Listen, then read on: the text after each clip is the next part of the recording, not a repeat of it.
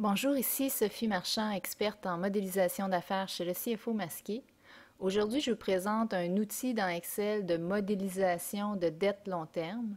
Alors, c'est un outil que vous pouvez utiliser pour faire vos prévisions financières au niveau de la dette long terme. Donc, vous pourriez par exemple insérer ce module-là dans un modèle financier plus complet, donc en guise de modélisation au risque de me répéter, de votre dette long terme, mais c'est également un outil que vous pouvez utiliser en solo pour notamment non seulement faire les prévisions, mais les consulter à travers un tableau de bord. Et pour cela, vous devez utiliser une version Excel 2010 ou plus, donc pour la portion tableau de bord. Mais si vous vous intéressez simplement à la portion des prévisions financières, à ce moment-là, Excel 2007 est suffisant. Alors, c'est notamment ce qu'on vous indique dans la feuille avertissement que vous voyez à l'écran en ce moment. Et on vous dit également dans cette feuille-là ce que vous pouvez ne pas faire et ne pas faire avec cet outil.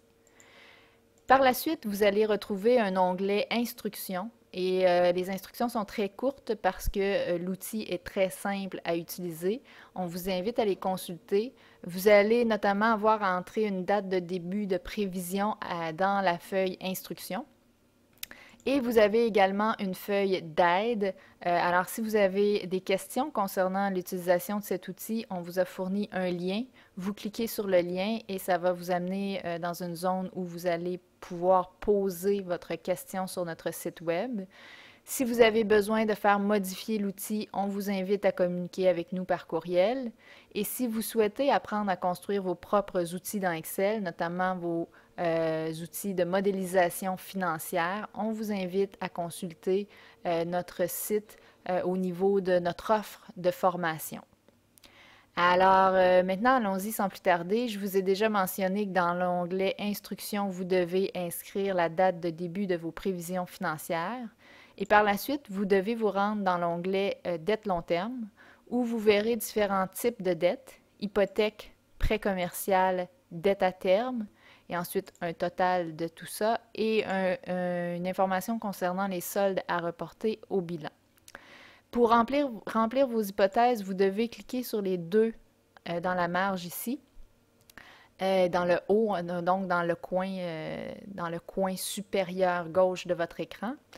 Et vous allez voir donc notamment des prévisions concernant votre hypothèque.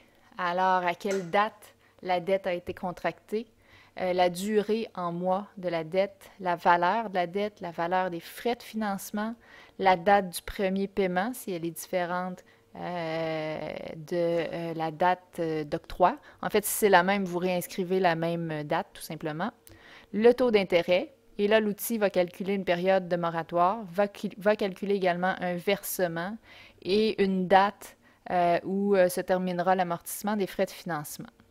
Et dans les colonnes à droite, il y aura donc vos prévisions mensuelles et vous retrouverez la valeur d'ouverture mensuelle, la nouvelle dette mensuelle, remboursement de capital, valeur de fin de période, intérêts, frais de financement, amortissement de frais de financement, ainsi que la portion court terme de la dette à long terme.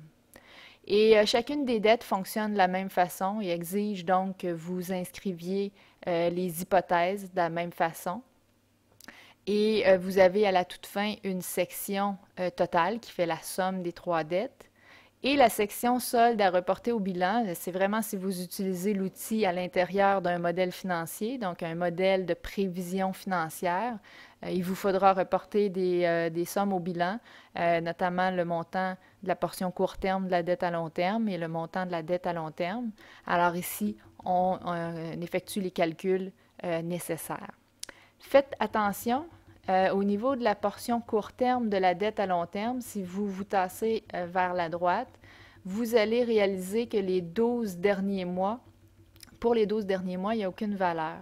Pourquoi? Bien, la façon dont fonctionne l'outil, la portion court terme de la dette à long terme, ça se trouve à être les 12 prochains versements en capital. Et donc, il faut à un moment donné arrêter le calcul à 12 mois de la fin.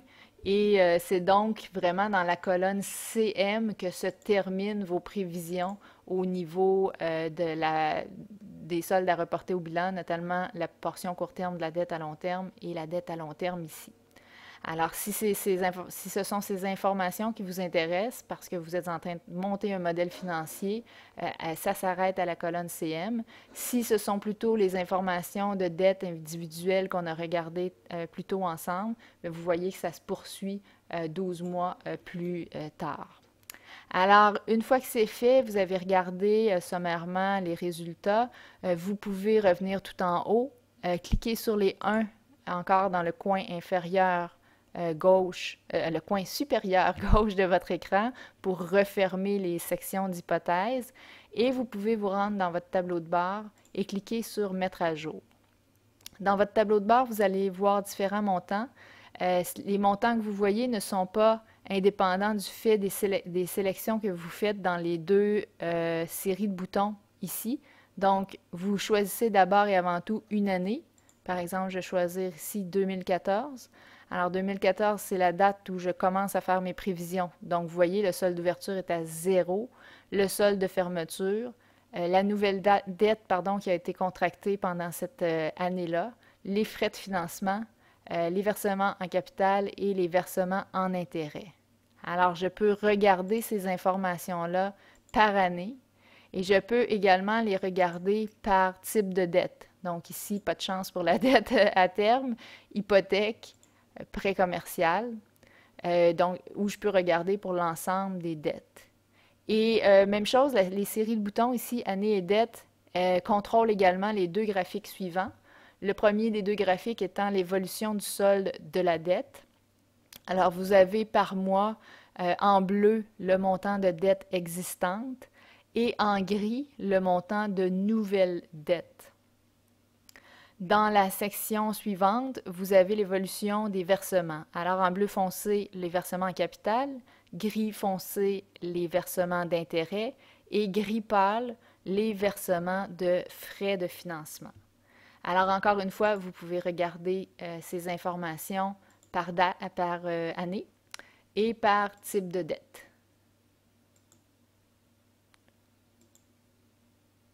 Voilà. Alors, n'oubliez pas, à chaque fois que vous faites des changements dans vos hypothèses, il faut d'abord cliquer sur le bouton « Mettre à jour ». Alors, si ce type d'outil vous intéresse, vous pouvez vous rendre sur la boutique en ligne du CFO Masqué à l'adresse lecfomasqué.com et vous pouvez également suivre nos formations pour apprendre à créer vos propres outils de modélisation financière notamment et vos tableaux de bord. Nous offrons des formations en entreprise à des groupes d'individus, des formations publiques à Montréal et des formations en ligne. Alors, je vous souhaite beaucoup de plaisir avec votre outil de modélisation de dette à long terme.